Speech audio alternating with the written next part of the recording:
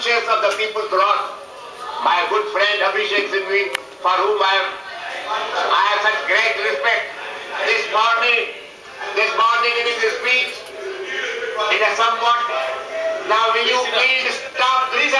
Please sit down. It is very relevant, may not be relevant to you. You have to get the flag and the screen. Very Yeah, we got it. And a colleague in the bar. In a somewhat irrelevant context this morning during his speech, he mentioned the great proverb that power corrupts and absolute power corrupts absolutely. I wish to remind my young friend that this proverb has been amended long ago. I wish to remind him of that amendment of that proverb. The amendment of that proverb is that power corrupts, but the prospect of losing power corrupts absolutely. Are you getting it on video?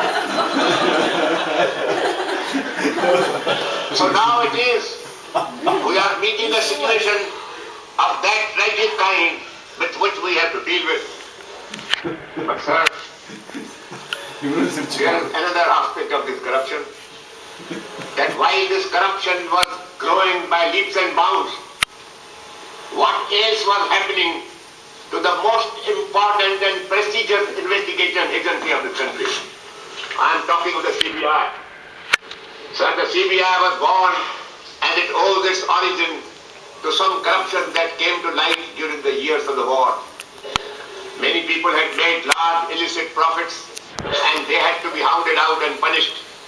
And the CBI was created for the first time to prosecute those people after securing the evidence of their conviction and guilt. 1962. Sir, Out of the war. I must record my appreciation of the work which the CBI did for many years.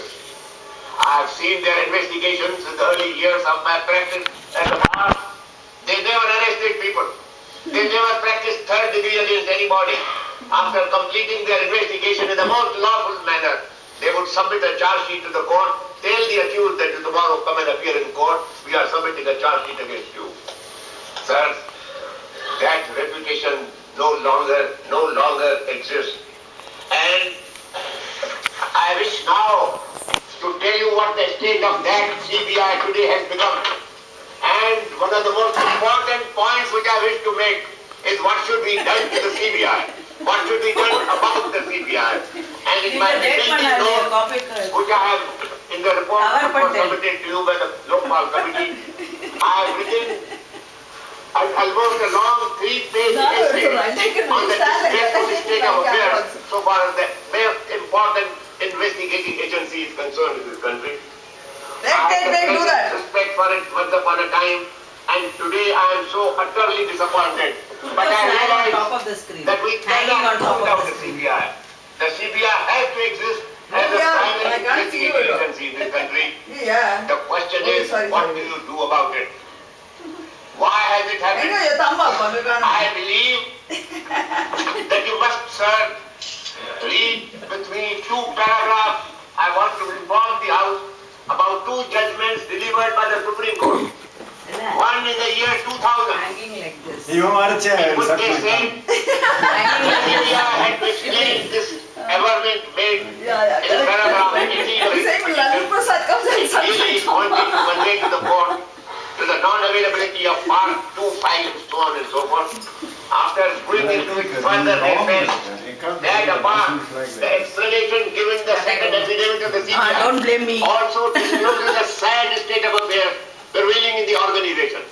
In the affidavit, the CBI has stated before the court that the file with which the court was concerned was destroyed unauthorizedly with an ulterior motive by none other than an official of the CBI in collusion with a senior official of the same organization, which fact, if true, reflects very poorly on the integrity of the CBI.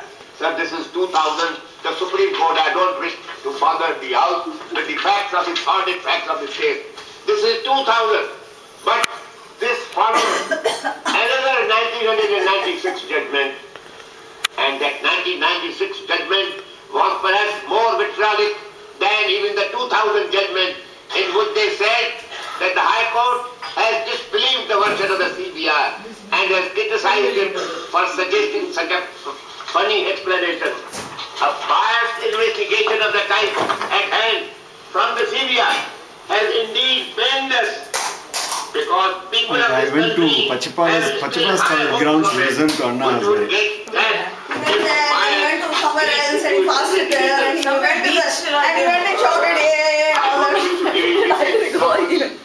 The recent examples are too No, recent and they will passionately involved. unnecessarily irritate some Inga person idla necklace who kodla, have there was these one false early morning loyalties, something. false loyalties Sunday. about which they are No, more Anna concerned. Hazare came to Anna Hazare Pachipa. was not there.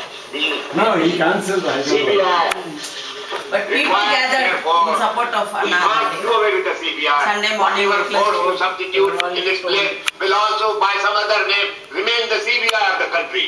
I suggest and I am not prepared to support this bill until and unless at least two conditions are satisfied. That we must repeal section 4 of the Delhi Police Establishment Act, which was passed when the war ended and the CBI was created as a force. It said that the power of superintendents in that section shall be lodged and vested in the central government. I suggest that this power must now be divested from the central government. It must be transferred and vested in the Lokpal, which you create under the Lokpal bill. That is the only way to make some changes in the character of the CBI. And I have no doubt that the CBI will live up to it because the CBI, I am aware that there are honorable people in the CBI who are prepared to do their duty, but they are prevented from doing their duty by the kind of association which they seem to have with some of the ministers in the cabinet and my friends in this house will today admit that there are acts of corruption which the CBI should have detected long ago, which now the Supreme Court claims to have detected, and that is why the local, today, the present failure of the CBI. Sir, make the CBI independent, subject the power of superintendents vested in the Lokpal, and that will remove a good part of at least my objection to this kind of a bill. The CBI is willing to be relieved. There are honest people in the CBI who come and tell me that we wish to be relieved from this incubus. We are prepared to go under the Lokpal if necessary.